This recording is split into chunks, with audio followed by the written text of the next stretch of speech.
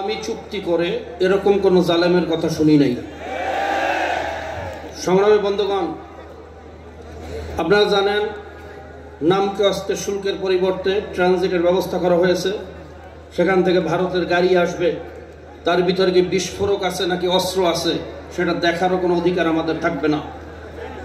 Economical জোনে ব্যবসা company যে ডেভেলপ করতেছে, সেই মিরেশ্বরাইতে 900 একর জমি ভারতের জন্য বরাদ্দ রাখা হয়েছে। ভারত থেকে মৈত্রী সেতুর মাধ্যমে সেখানে আসবে।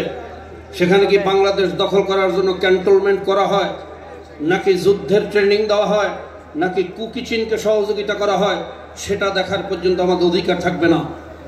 এরকমভাবে আজকে পরিবেশের দোহাই দিয়ে বাংলাদেশের পাথর উত্তোলন বন্ধ রেখে ভারতের পাথর আনার ব্যবস্থা করা হয়েছে। আজকে বাংলাদেশের যত মোটরসাইকেল দেখবেন ইন্ডিয়ান, যত ট্রাক দেখবেন ইন্ডিয়ান, সিএনজি দেখবেন ইন্ডিয়ান। এমনকি বাংলাদেশের শিক্ষা সিলেবাসের বই ছাপানোর জন্য বাংলাদেশে এত প্রেস থাকা সত্ত্বেও ভারত থেকে সেই বই ছাপিয়ে আনার ব্যবস্থা করা হয়েছে। এভাবে বলতে থাকলে সারা রাত্র বললেও শেষ হবে না। যার ফলশ্রুতিতে 28,600 কোটি টাকা এই দেশ থেকে বিদেশে পাচার হয়েছে এবং বাংলাদেশ প্রত্যেকটা জনগণ 1.5 লক্ষ টাকা ঋণের বোঝা মাথায় নিয়ে দিন যাপন করতেছে। সংগ্রামী বন্ধুগণ, এরপরে জুলুম, আয়নাঘর, আলেম ওলামা সহ এমন কোন অন্যায় নাই যা এই ফেসিবাদ পতিত সরকার করে নাই। সংগ্রামী বন্ধুগণ, আমার দেশের লক্ষ লক্ষ যুবক যে জায়গায় বেকার, শিক্ষিত যুবক, সেখানে ভারতের প্রায় 6 লক্ষর উপরে মানুষের চাকরির ব্যবস্থা করা হয়েছে। বৈধ অবৈধ মিলে 22 লক্ষ ভারতীয় নাগরিক বাংলাদেশে ইনকাম করার ব্যবস্থা করা হয়েছে।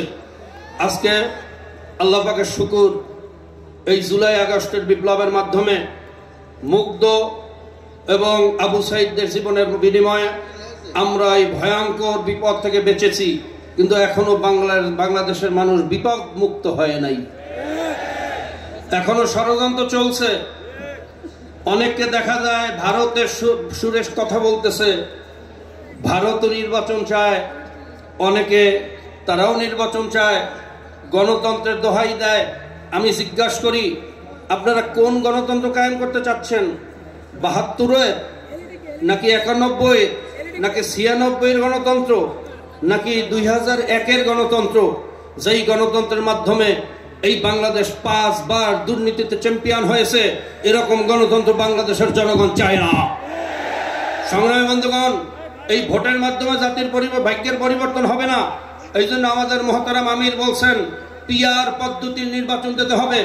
যদি পিআর পদ্ধতির নির্বাচন দেওয়া হয়, এলাকায় এলাকায় যে দৈত্য দানব তৈরি হয়, পেশি শক্তি ব্যবহারের মাধ্যমে, কালো টাকা ব্যবহারের মাধ্যমে এক একজন এক একটা দানবে পরিণত হয়। এদের মাধ্যমে বাঙালি জাতি নিষ্পেষিত হয়, নিপীড়িত হয়। এই জালেমদেরকে আসার সুযোগ দেওয়া হবে না ইনশাআল্লাহ। এই জালেম মুক্ত বাংলাদেশ গড়তে হলে পিআর পদ্ধতির নির্বাচনের কোনো বিকল্প নাই।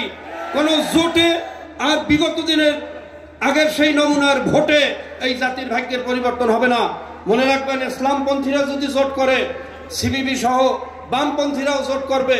2 ভাগে যখন দেশ ভাগ হবে, বিদেশি পশ্চিমা শক্তিগুলো ইসলামের বিরুদ্ধে অবস্থান গ্রহণ করবে।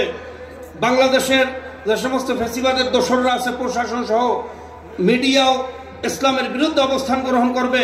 এই হাজারো বাধা উপেক্ষা করে সামনে অগ্রসর হওয়া তখন কঠিন হয়ে যাবে। কাজী জোটেও মুক্তি নাই, ভোটেও মুক্তি নাই।